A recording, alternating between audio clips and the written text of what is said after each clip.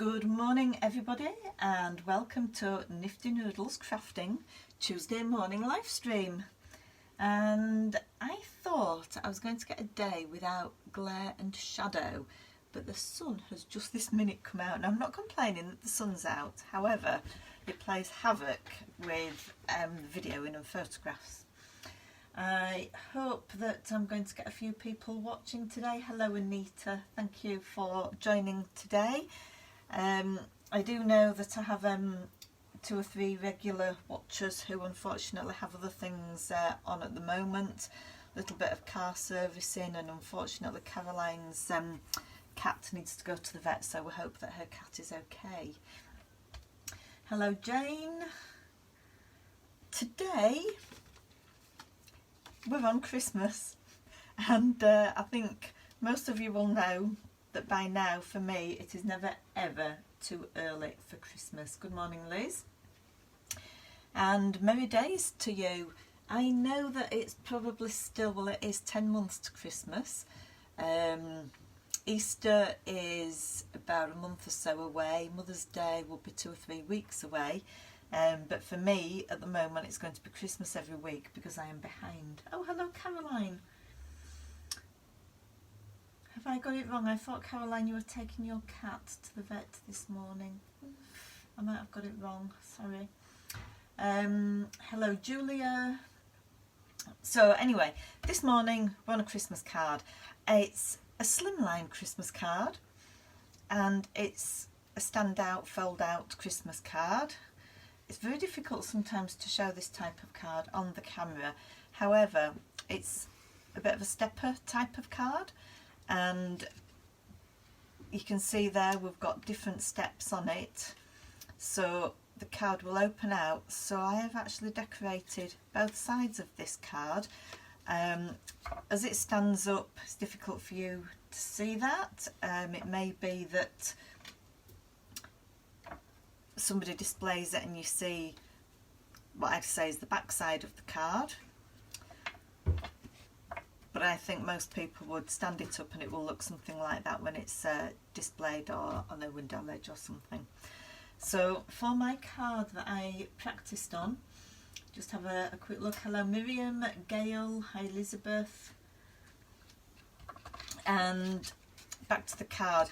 I used for this a Knitwit Collections digital set of papers called Christmas Cheer. I love the pink and the turquoise together. It's a little bit darker than my usual at the moment because I'm waiting for new printer paper to arrive. However, the great thing about the digital is you don't really get any waste. What I've done on this card, and I'll show you on my next as well, is all of the papers are completely flat on here, because with the digital printing and the images you can layer up in sizes, and then with this put all your different elements on one piece of paper and print out so that you don't really waste anything. So no coloured little bits of offcut that pile up on the side of your desk. Okay, so that's what we're going to make today, and it's really easy. First off, template. This card I actually made a little bit on the small side, what I thought was small. It is 24 centimetres across the base, but it is only 18 high. Okay, so that actually meant that when it folded up, each individual little section that was going to be showing when it was closed was a little bit more rectangular rather than square, and I really wanted it slightly more square because I thought there were perhaps more square elements than rectangular. However, with the Christmas cheer I managed to find items that fit the bill perfectly. However, what I'm going to make today is a card that is slightly taller than that, so it should go in a DL sized envelope, and I'm going to cut it 20 centimetres high. Okay, the template is, it looks messy but it's quite easy. So to start off with, I've got my, put it on 24 across, 20 down centimetre piece of white card I'm using. I'm going to score along the 24cm side at 6cm marks. So I will do that first. Okay, scoreboard at the ready.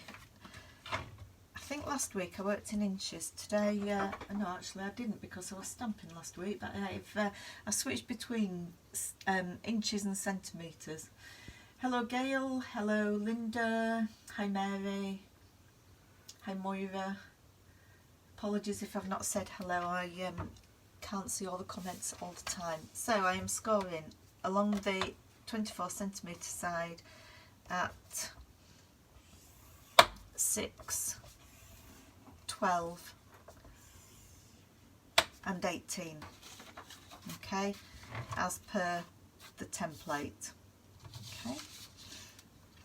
What I'm then going to do is turn my card and the template sideways because I need to create the steps, and because my piece of card, or the height of my card, is 20cm, I'm going to score on the 5cm mark, which will create, yeah, a 6x5, not a square, still a rectangular, but a little bit more space in which to put an element or design a sentiment. Okay, now the key with this is on your first 5cm mark, you are only going to score to your first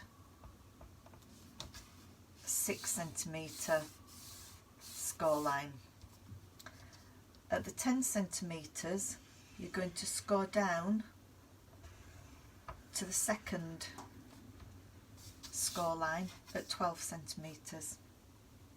Okay. Hi Diana. And at your 15, you're going to score down to your 18cm line. Now hopefully you can see there it's a bit of a patchwork and I haven't scored those out, but you're going to end up with, if I pop that on top of there, let's move that away, it's a slightly different size, remember, but essentially we're now going to cut the waist off there, but I've scored it to make your cutting easier. Okay, so that's all the scoring that I need to do. I'll just noisily get rid of the scoreboard where it lives. Okay, just checking what's happening on the comments. So on here I am going to cut. I hate cutting live, I hate stamping live, but here goes. I'm going to cut along there. I'm going to cut on the 10cm as far as the middle of the card, and across the top section. I could do this with a craft knife, but sometimes I think it is just that little bit easier with scissors, especially when you've scored it first.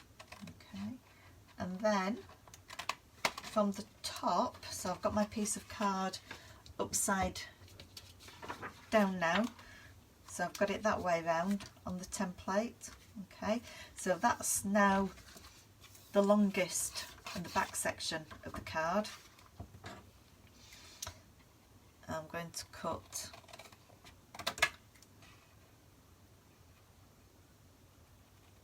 down those. Now if my cuts aren't perfect, obviously I can go along and just very carefully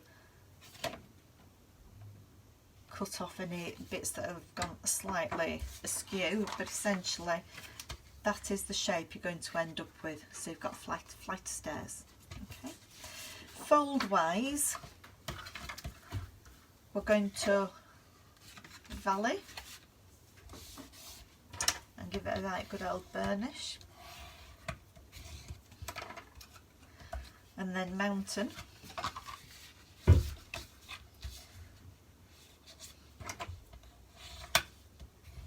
and the small one at the left hand side is going to be a valley. Okay, so that is the shape of your card. Give everything a really good push down. Now this is where, because I scored and then cut, I don't know whether you can see on there, I've got a really tiny little piece of card that is just overlapping, which is where I didn't quite get the cut in the score line perfect. So I am just going to very slightly trim that section there. Okay, right, that's looking better. And down that side everything feels pretty much straight. Okay, just got a tiny bit there. Nobody's going to notice that bit today.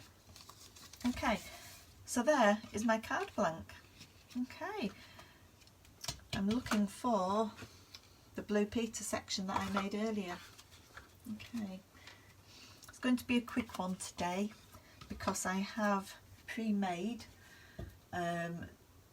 what I want to put on my card, and today I have gone again for a digital collection, which is Coffee Talk. And on here, if I laid these out on my piece of A4 print paper, I must remember what goes where. I believe I'm sure I got all of those elements just on one piece of printer paper by doing a little bit of jiggling around. I can't remember now which way I was having these. Right, they go on the front, they go on the back sections. Okay, with this card and the last one that I did, I haven't got any raised elements, because if I put raised elements on here, the card perhaps wouldn't fold flat and it would make it extremely bulky for posting. Okay, so I have just got straight pieces of flat pieces of paper.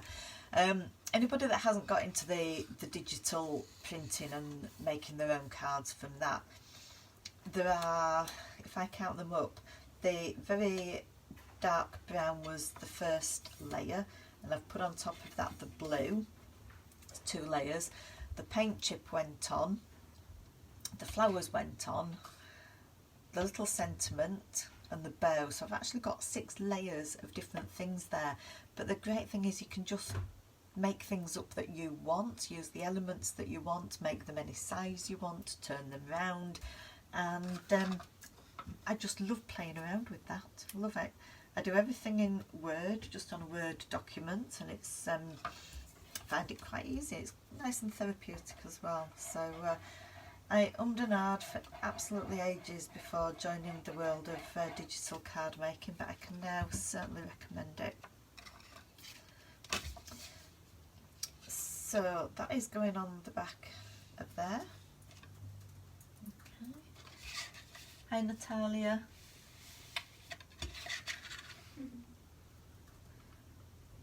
Okay. My borders that I use, I generally do everything with a 2mm either side when I'm working in centimetres. Big enough to give a border, not too big that you end up with small elements on top. Okay. I love my coffee. I love this collection. Nothing like a good cup of coffee. Okay, so just quickly stick these on here. In terms of using papers, it's also quite a good one because you have, obviously with it being a step setup, you will, again, even with a paper pad and an 8x8, optimise use of each piece of paper because you can use small offcuts. Okay, I love that one. Wake up and smell the coffee. You probably can't see that because it's quite small, but on the camera, but you can read that. Okay, right, I've got some of those the wrong way round. It doesn't matter at all though. Or have I? No, I haven't, because that's the way my card's going to stand. On the back of it, if it's stood slightly differently, or just because I want the card to be finished off nicely, I'm going to quick bit of glue. I'm using collal for all of this, just so that I can position the paper and just move it if it's not quite central.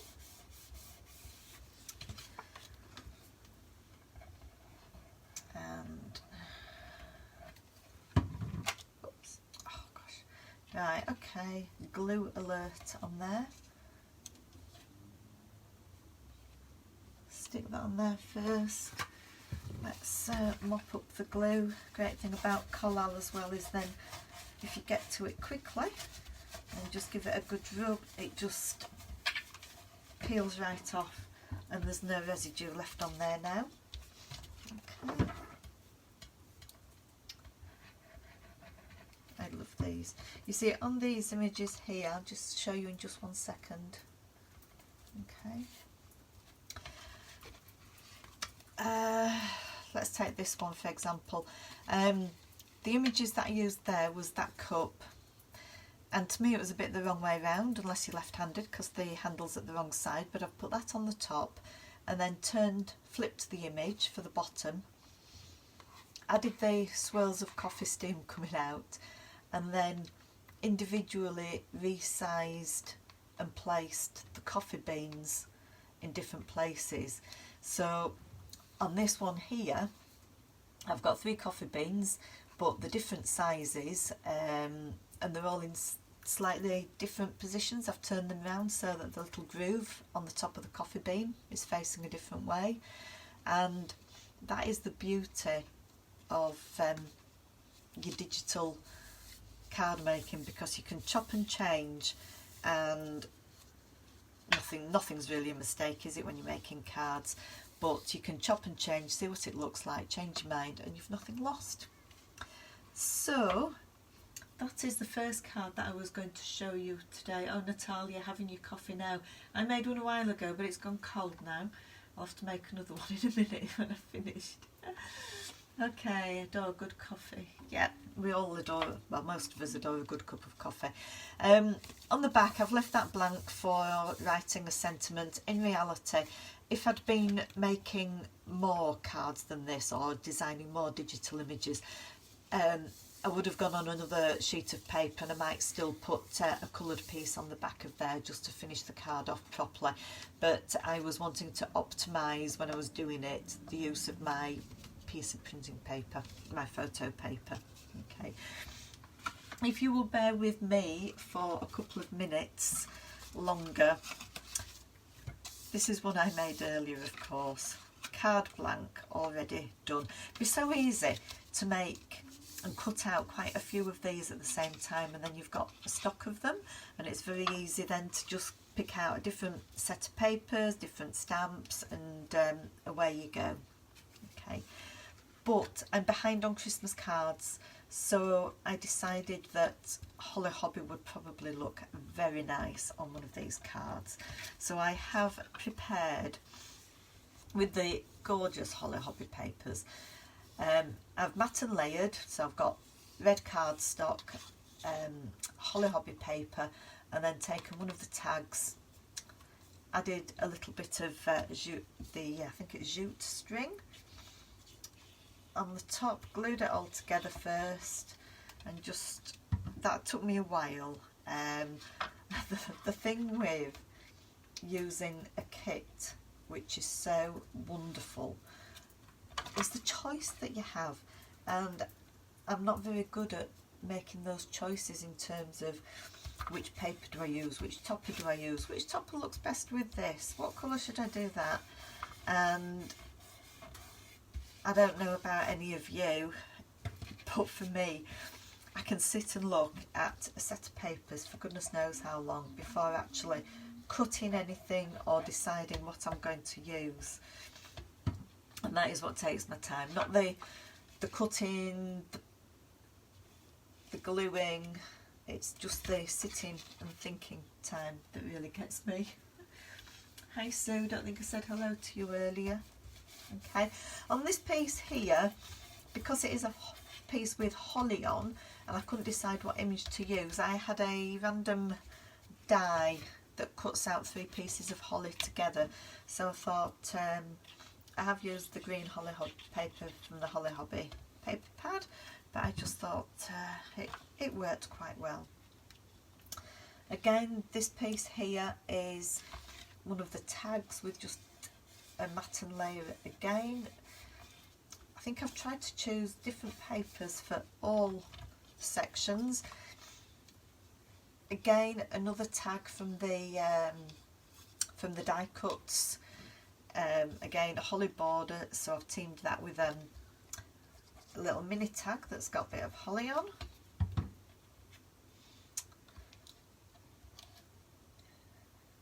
And that goes in there. Okay.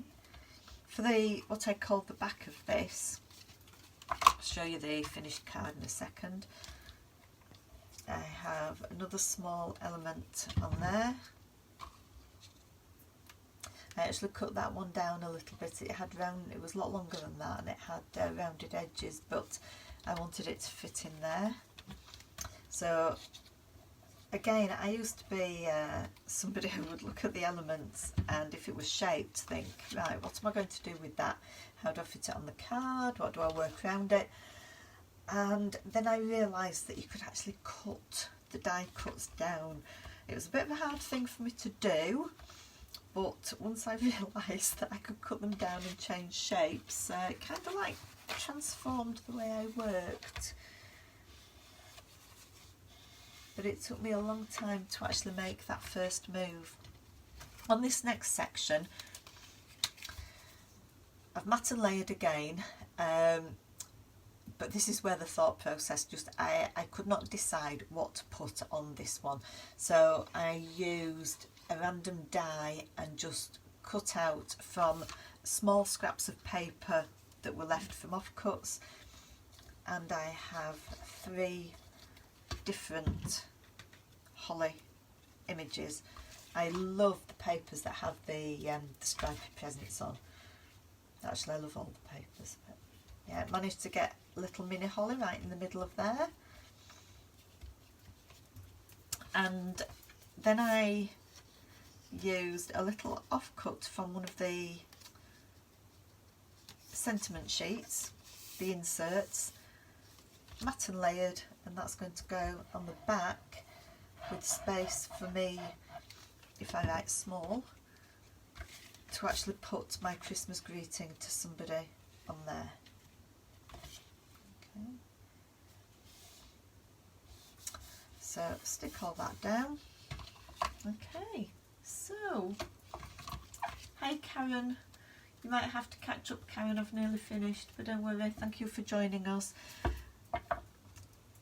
Let me turn this round for you. Well, that's how you get part of the view. I'm just having a wait to see what it looks like on camera. Okay, you can see it folds out, and if I turn it round, you have that view there. So you've got you with love on the front, a gift for you, a present, and Holly's bonnet. But as you open the card up and display, then that is the inside of my card. I could have filled it, the whole of those, but I think that works. It's nice sometimes to actually be able to show the papers off. Excuse me. And that's today's selection of cards for you, ladies. So that's what we have. 2 Christmas cards, very, very different Christmas cards, complete contrasting colours and themes, and a coffee card. So I hope that maybe some of you might take away the idea, do a little bit of scoring and cutting. I will try to, or I will photograph and add a still photograph of the template as well. Hello Gail, I think I missed you earlier. Nice for you to join us today. So I'll put a template photograph up, and yeah, happy crafting everybody, and I'll see what other Christmas cards I can do on this sort of theme later. So thank you all for joining me this morning. Enjoy the rest of what I hope for you all is a reasonably sunny and spring-like day, and I look forward to seeing you all again next week. Thank you. Bye for now.